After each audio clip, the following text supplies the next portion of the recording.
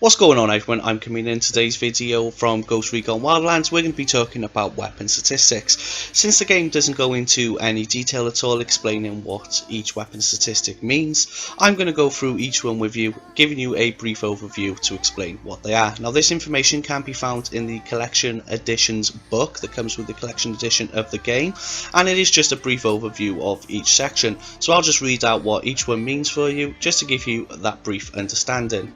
Okay, so first up we'll have a look at the damage in the game. So as it implies, damage is the amount of hurt per bullet.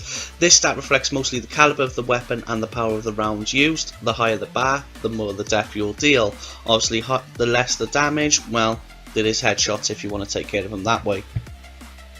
Now if we look at range, range is the distance your bullet will travel before it hits the ground. Now the higher the range, the further it will go before it drops. A lower stat means you'll need to be at more close and personal if you want to hit your target.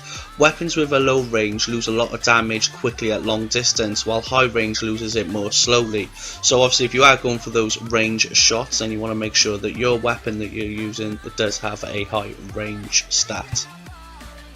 Okay, so next up on the list we have rate of fire. Now rate of fire is just that, it's basically self-explanatory, but the rate of fire is which a bullet will fire. So a high rate of fire is not always a good thing, like a low rate of fire is not a bad thing.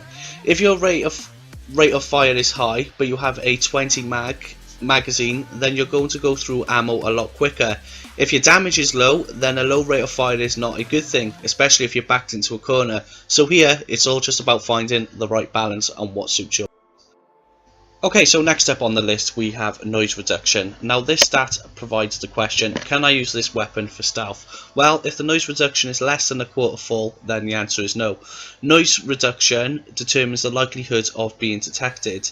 The noise reduction stat is only really effective when at 75% or higher. If it's lower, it becomes difficult to tell if you'll become detected or not. So my advice is always be using the suppressors on your weapons if you want to avoid detection, and obviously look where that noise reduction puts you on the stats.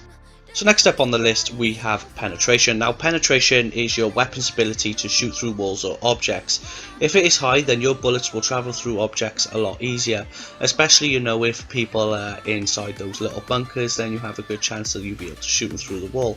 Low penetration though, on the other hand, just means that your bullets will stop once they hit an object, so they won't go any further and have a higher chance then of you being detected.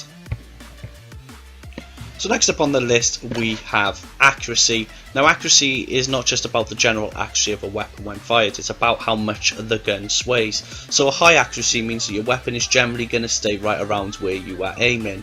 Obviously a low accuracy weapon means your gun's going to sway a lot and it's going to make it difficult to control.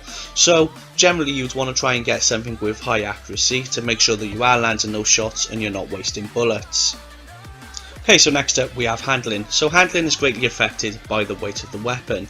So when using a heavy weapon, it'll take longer to stabilise. This also affects your movement and reload speed. The advantage though of a heavy weapon is the recoil is better under full fire. So even with a high handling weapon, you still need to make minor adjustments to your aim when firing to stay on target. So yes, while it is good to look at the handling of a weapon and you want that high stat, it is also very advantageous just to pay attention to what type of weapon that you are using. If you are using something that is very difficult to fire in terms of high handling, try giving single shots or burst fires just to make sure that you are actually hitting that target. Now that's it from me in this video in terms of a brief description from the collector's guide on each stat in terms of weapons. Now I do hope that you enjoyed this video. If you did, be sure to give it a thumbs up and don't forget to hit that subscribe button and that notifications tab just to keep up to date on any Tom Clancy games that are coming to the channel and obviously more in the future. Thanks for watching everyone, I'll see you all soon, take care.